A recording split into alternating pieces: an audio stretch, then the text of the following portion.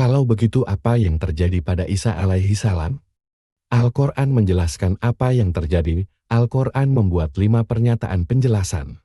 Pertama, Al-Quran menyatakan bahwa umat Yahudi tidak membunuh Isa, padahal mereka tidak membunuhnya. Al-Quran di An-Nisa 4:157. Kedua, Al-Quran menyatakan bahwa mereka tidak menyalibnya. Mereka juga tidak menyalibnya. Al-Quran di An-Nisa 4:157. Ketiga, Al-Quran menyatakan bahwa Allah Maha Kuasa mengambil jiwanya. Kenyataannya, ada 2 pernyataan tersebut dalam Al-Quran. Ingatlah, ketika Allah berfirman, "Wahai Isa, aku mengambilmu kembali mengambil jiwamu." Kata yang digunakan adalah wafa, dan mengangkatmu kepadaku dan menyucikanmu dari kesalahan orang-orang kafir. Al-Quran, Ali Imran 3:55.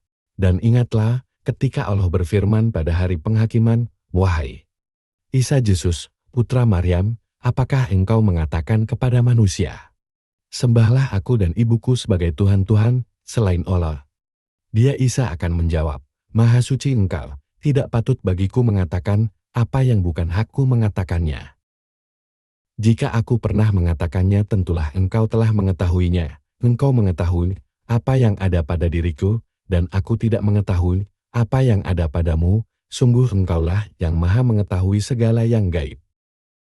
Aku tidak pernah mengatakan kepada mereka kecuali apa yang engkau perintahkan kepadaku untuk mengatakannya, yaitu sembahlah Allah, Tuhanku dan Tuhan kalian, dan aku menyaksikan mereka selama aku tinggal di tengah-tengah mereka. Tetapi setelah engkau mengambilku kembali, mengambil jiwaku, kata yang digunakan lagi-lagi adalah wafa. Engkaulah yang mengawasi mereka, dan engkaulah yang maha menyaksikan segala sesuatu.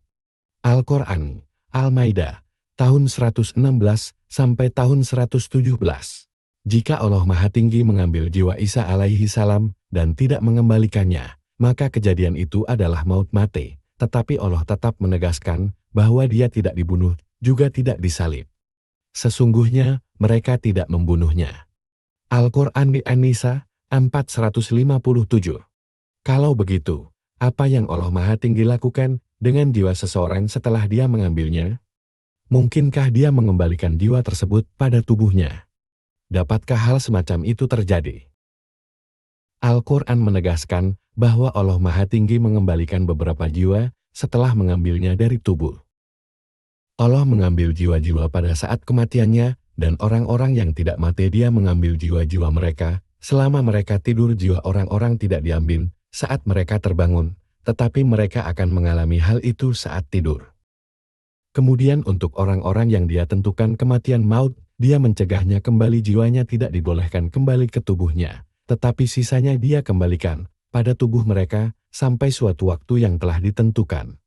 Sesungguhnya pada yang demikian itu, terdapat tanda-tanda bagi orang-orang yang berpikir. Al-Quran, As-Zumar 39:42. Apakah hal ini terjadi pada kasus Isa alaihi salam? Jawabannya dapat ditemukan pada 2 pernyataan berikutnya dari Al-Quran. Keempat, Al-Quran menyatakan bahwa Allah Maha Kuasa membuatnya. Tampak bahwa Isa alaihi salam dibunuh, kemudian orang-orang yang mengamati peristiwa itu diyakinkan bahwa Isa Yesus alaihi salam benar-benar mati maut. Tetapi begitulah dibuat tampak bagi mereka. Al-Quran di An-Nisa 4:157. Sekarang mungkin bagi kita menjawab pertanyaan, kalau begitu, apa yang Allah Maha Tinggi lakukan terhadap jiwa itu setelah dia mengambilnya? Salah satu jawaban yang mungkin adalah, Allah Maha Tinggi mengambil jiwa Isa Yesus alaihi salam saat dia masih di tiang salib. Allah Maha Tinggi kemudian meyakinkan orang-orang yang mengamati peristiwa itu bahwa Isa alaihi salam telah mati. Allah Maha Tinggi kemudian mengembalikan jiwa Isa alaihi salam setelah dia diturunkan dari tiang salib dan saat tidak ada orang di sekitar yang dapat mengamatinya. Kemudian dia diangkat ke langit, di mana dia akan turun suatu hari. Perbedaan dari yang diterima oleh keyakinan umat Kristen dengan penafsiran Al-Quran di atas adalah rentang waktu yang berlalu antara peristiwa di tiang salib dengan kenaikan Isa adalah umat Kristen mengenalinya sebagai orang yang sudah mati. Dalam penafsiran Al-Quran di atas dia tidak dikenali sebagai orang yang sudah mati karena jiwanya telah dikembalikan ke tubuhnya. Orang-orang yang menolak kemungkinan penjelasan Al-Quran di atas berargumen bahwa Isa alaihi salam tidak pernah ditempatkan di tiang salib. Mereka menafsirkan pernyataan Al-Quran mereka tidak menyalibnya bermakna dia tidak pernah ditempatkan di tiang salib. Mereka sampai pada kesimpulan ini berdasarkan pandangan mereka bahwa penyaliban istilah yang digunakan Al-Quran bermakna secara sederhana ditempatkan di tiang salib dan tidak memerlukan syarat orang tersebut harus mati di tiang salib. Ahli tafsir Al-Quran Ibnu Katsir ketika menafsirkan surat Al-Maidah 5:36 memegang pendapat bahwa hukuman penyaliban berarti mati di tiang salib, sama seperti hukuman gantung berarti mati di tiang gantung. Jika tidak mati di tiang gantung berarti tidak dihukum gantung. Penerjemah. Penafsiran selain dari yang di atas adalah Allah Maha Tinggi menjadikan seseorang menggantikan orang lain, sehingga seseorang yang lain menggantikan Isa alaihi salam di tiang salib, dan orang tersebut disalib mati menggantikan Isa alaihi salam. Inilah yang disebut teori substitusi. Hal ini adalah sebuah pendapat, dan seperti semua pendapat mesti tunduk pada persyaratan. Allahu alam, Allah Maha Kuasa yang paling tahu.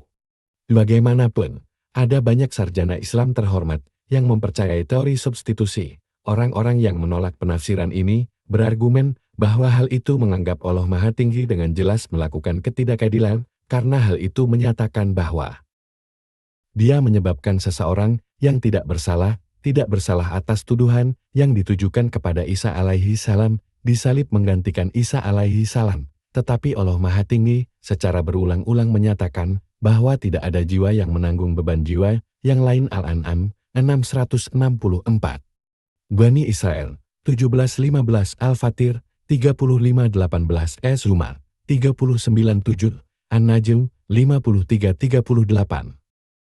Kelima, Al-Quran membuat sebuah pernyataan yang menunjukkan bahwa Allah Maha Tinggi mengangkat Isa alaihi salam kepadanya.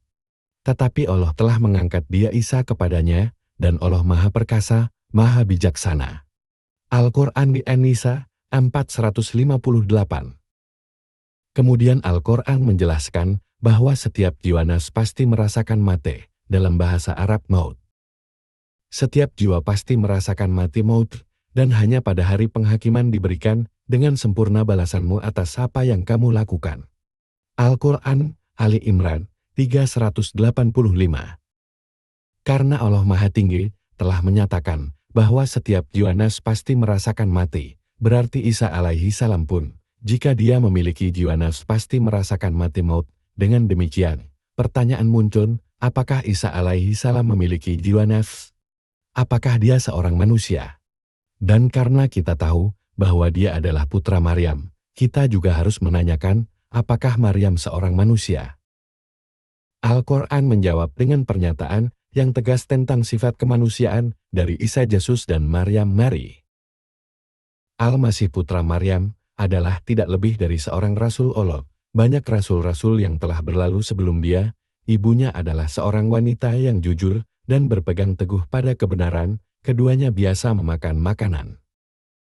Perhatikan bagaimana kami membuat tanda-tanda yang jelas untuk mereka-mereka yang mempersekutukan Tuhan dengan mengklaim bahwa Tuhan adalah suatu trinitas, bahwa Isa Yesus juga adalah Tuhan, bahwa Maryam juga adalah Tuhan.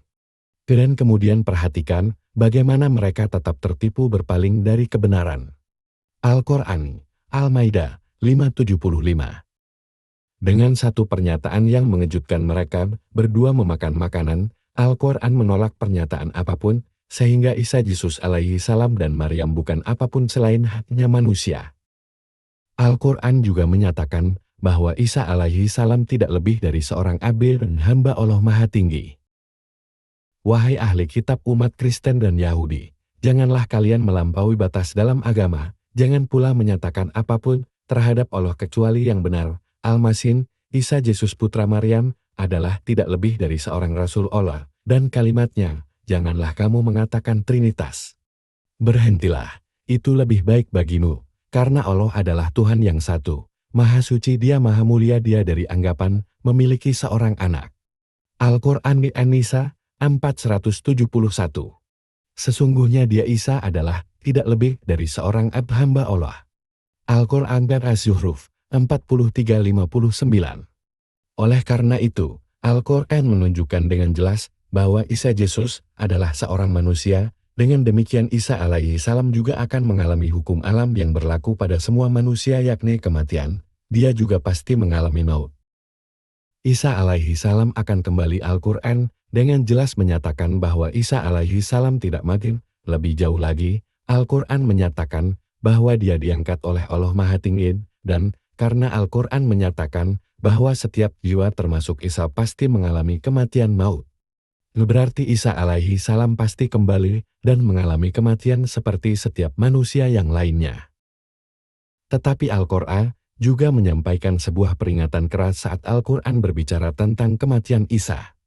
Peringatan tersebut adalah bahwa umat Yahudi dan Kristen semuanya pasti akan percaya pada Isa sebagaimana Al-Quran telah mendirikan status dan posisinya sebagai Al-Masih dan sebagai Nabi Allah sebelum Isa mati. Dengan demikian ayat ini dengan jelas menyatakan rencana Tuhan bahwa Isa suatu hari akan kembali dan bahwa peristiwa tersebut akan terjadi sebelum kematiannya. Dan tidak akan ada seorang pun dari ahli kitab, tidak akan ada seorang pemeluk Yahudi pun yang menolak Isa sebagai Al-Masih dan Nabi Allah. Dan tidak seorang pemeluk Kristen pun yang menuntut Isa harus disembah sebagai Tuhan dan sebagai Putra Tuhan, melainkan pasti beriman padanya Isa sebelum kematian Isa, dan pada hari penghakiman, dia Isa akan menjadi seorang saksi terhadap mereka. Al-Quran di An-Nisa 4:159. Dengan demikian, pada hari itu, setiap orang Yahudi pasti akan menerima Isa sebagai Al-Masih dan percaya padanya, dan setiap pemeluk Kristen pasti akan meninggalkan keyakinan Isa Yesus sebagai anak Tuhan dan subjek ketiga dalam Trinitas Tuhan. Nabi Muhammad SAW telah menegaskan bahwa Isa alaihi salam akan kembali. Dari Abu Hurairah, Rasulullah berkata, "Demi Dia yang jiwaku berada dalam genggamannya, aku bersumpah bahwa putra Maryam akan segera turun ke tengah-tengah kalian sebagai seorang pemimpin yang adil. Dia akan mematahkan salib dan membunuh babi, dan menghapuskan jizyah pajak bagi umat Yahudi dan Kristen yang tinggal di wilayah Islam. Kemudian akan ada uang yang berlimpah, sehingga tidak seorang pun yang layak menerima pemberian zakat." Sahih Bukhari. Sesungguhnya kembalinya Isa alaihi salam adalah salah satu dari 10 tanda besar hari kiamat yang disebutkan Nabi Shallallahu alaihi wasallam. Dari Hudzaifah bin Usaid Ghifari.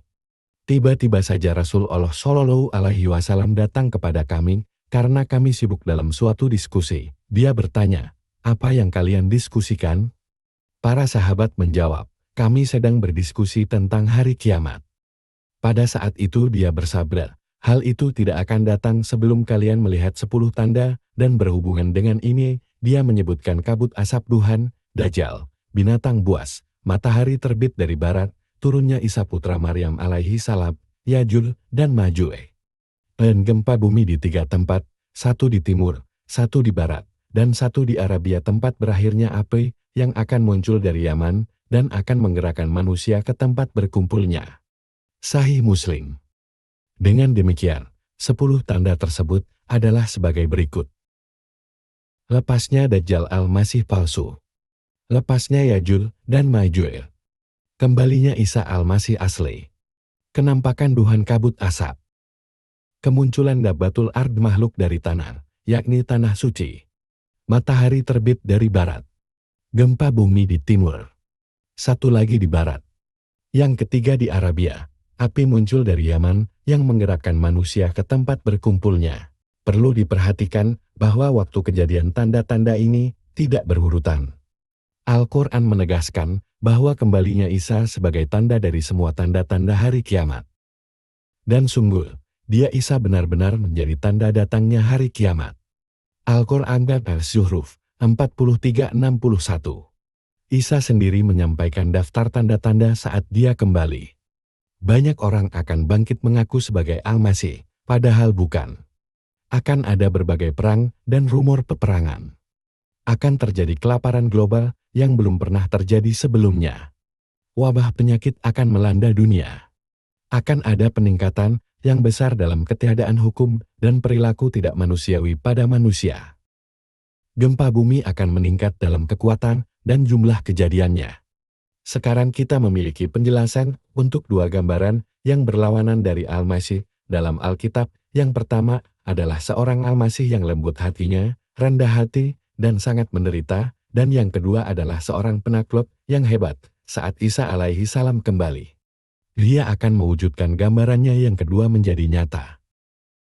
Tetapi, Nabi Muhammad SAW mengungkapkan kejadian sebelum kembalinya Isa alaihi salam. Allah Maha Tinggi akan melepaskan seorang Al-Masih palsu, Al-Masih Ad-Dajjal ke dunia pada zaman akhir.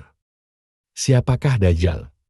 Impian terbesar umat Yahudi selama lebih dari 2000 tahun adalah kembali ke tanah suci sebagai penguasa tanah itu, sehingga mereka dapat merestorasi negara Israel yang pernah didirikan oleh Nabi Raja Daud alaihi salam dan Sulaiman alaihi salam. Membangun kembali tempat ibadah yang pernah dibangun Sulaiman alaihi salam di Yerusalem dan menyembah Tuhannya Ibrahim di sana. Sesungguhnya, itu adalah impian yang sangat mulia.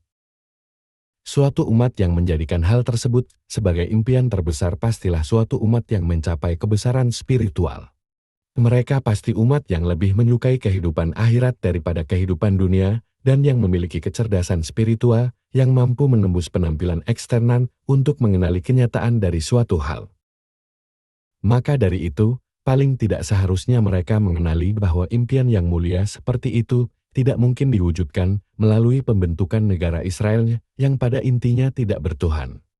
Dan dengan teror serta penindasan yang merajalela di Tanah Suci yang sekarang sudah mencapai lebih dari 50 tahun, penindasan itu sepertinya tidak akan berlanjut sampai 50 tahun lagi sebelum mereka menerima azab yang mengerikan. Saat ini, umat Yahudi Bani Israel percaya bahwa impian terbesar mereka tidak dapat dan tidak akan terwujud hingga Nabi spesial yang disebut Al-Masih muncul. Dia akan membawa keselamatan pada zaman akhir saat dia akan menerima tahta sebagai Raja dunia. Kekuasaan Al-Masih ini disebutkan berulang-ulang dalam Alkitab. Tentu saja guru Yahudi yang mendirikan gerakan Zionia hampir tidak berbagi kaitan sakral pada nubuat yang berhubungan dengan Al-Masih. Allah Maha Tinggi menakdirkan bahwa Al-Masih palsu, Al-Masih Ad-Dajjal akan memimpin umat Yahudi dengan tipu muslihat, sehingga mereka akan mempercayai hasil kerjanya sebagai perwujudan impian terbesar mereka, kembali ke tanah suci milik mereka, restorasi negara Israel. Menunjukkan seorang raja untuk memimpin mereka, tunjuklah untuk kami seorang raja, sehingga kami dapat bertempur di jalan Allah. Al-Quran, Al-Baqarah 2:246. Dan pembangunan kembali tempat ibadah suci, kenyataan bahwa mereka tertipu oleh negara Israel gadungan adalah tanda kebutaan spiritual mereka yang masih berlanjut.